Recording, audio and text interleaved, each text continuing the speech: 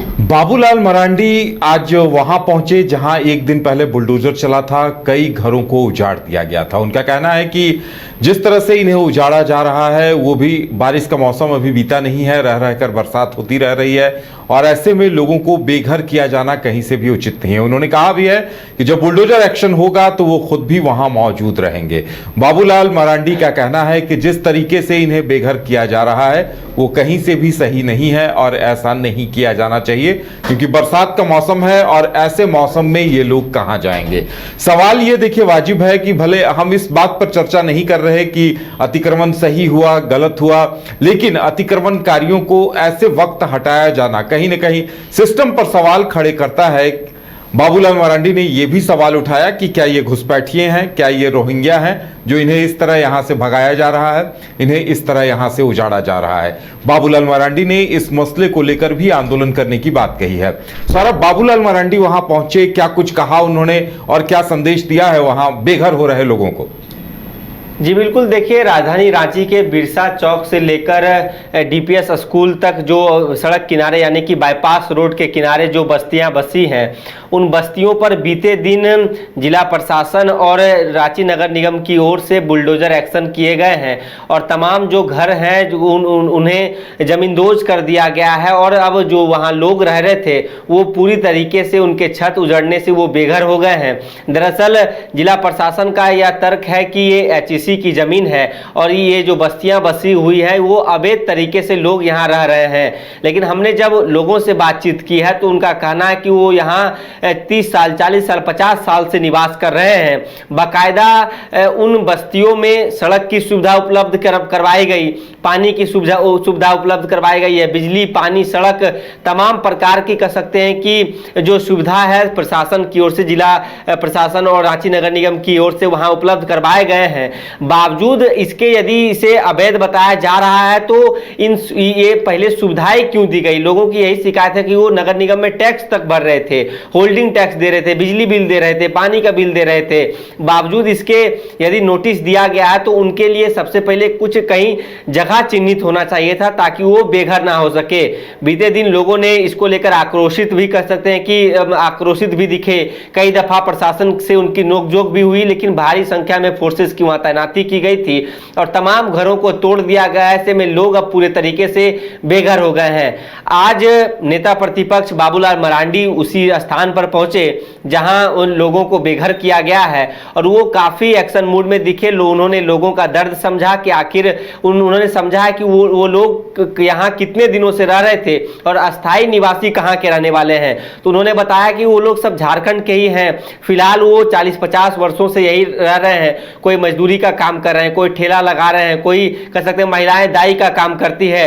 इसी दौरान बाबूलाल मरांडी ने लोगों का दर्द समझते हुए रांची डीसी मंजूनाथ भजंत्री को वहीं से फोन लगाया और उन्होंने कहा है कि आखिर आप लोग जब ये कार्रवाई कर रहे हैं तो एचईसी के पास इतनी जमीन बची हुई है तो सरकार तक आप ये बात पहुंचाइए कि इनके लिए कॉलोनी बना दिया जाए ताकि ये जो लोग हैं, जो बच्चे हैं, वो बेघर ना हो सके। और बड़ी बड़ी बात कही आज बाबूलाल मरांडी ने कि सरकार बांग्लादेशी घुसपैठिया रोहिंग्या मुसलमान को बसाने की कोशिश कर रही है। मुसलमान कह सकते हैं कि घुसपैठियों को शरण दिया जा रहा है और झारखंडियों को यहां से भगाने की कोशिश की जा रही है। एक बात यहाँ ये भी सामने आई कि इनके वोटर कार्ड है, बिजली बिल है, पानी का कनेक्शन है और देखिए बरसात के बीच में इन्हें हटाया जा रहा है। तो ये कहीं ना कहीं सिस्टम पर सवाल खड़े करता है कि अगर ये अतिक्रमणकारी हैं तो इनका फिर वोटर कार्ड, बिजली बिल, पानी कनेक्शन सब कुछ कैसे हो जाता है? सवाल यही है। लोग भी काफी नाराज दिखे थे कि आखिर जब वो होल्डिंग टैक्स दे रहे हैं, बाकायदा वहां पर जो उस एरिया की जो वार्ड पार्षद है वहां शिलापट जो पीसीसी रोड का निर्माण किया गया, शिलापट लगाए गए हैं कि इस तारीख को इस बस्तियों में पीसीसी रोड का उद्घाटन किया गया है, मीटर लगे हुए हैं, बिजली की सुविधा है।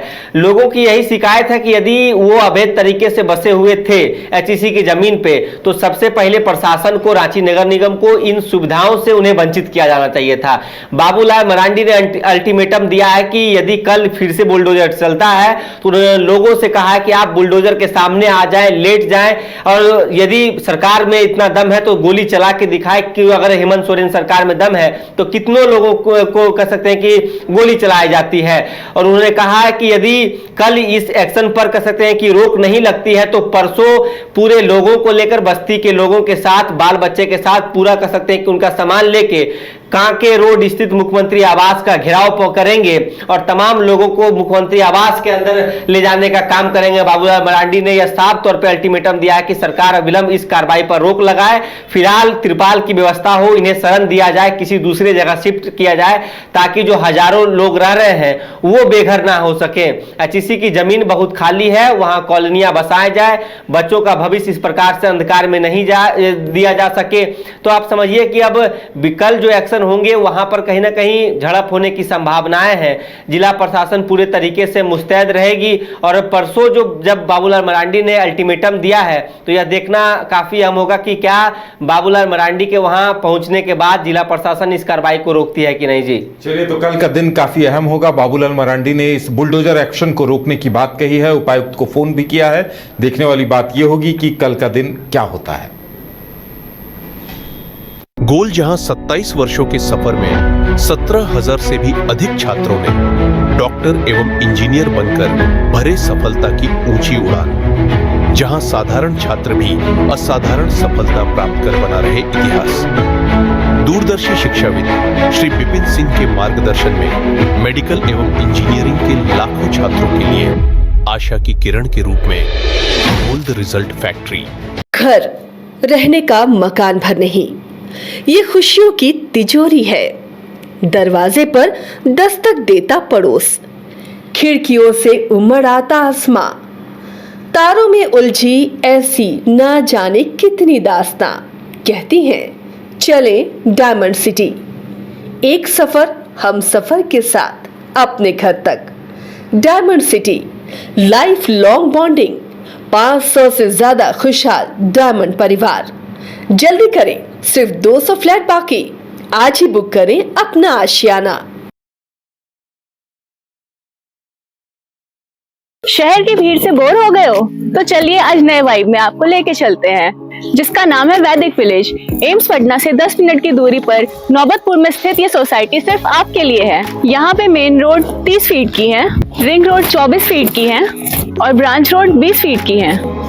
यहाँ मिलेगा आपको स्विमिंग पूल, जॉगिंग ट्रैक, मंदिर और 24/7 सिक्योरिटी कैमरा जैसी बेसिक एमिनिटीज। शांति और सुकून से भरा प्लॉट चाहिए तो सोचना बंद करो, अभी कॉल करो नीचे दिए हुए नंबर पे।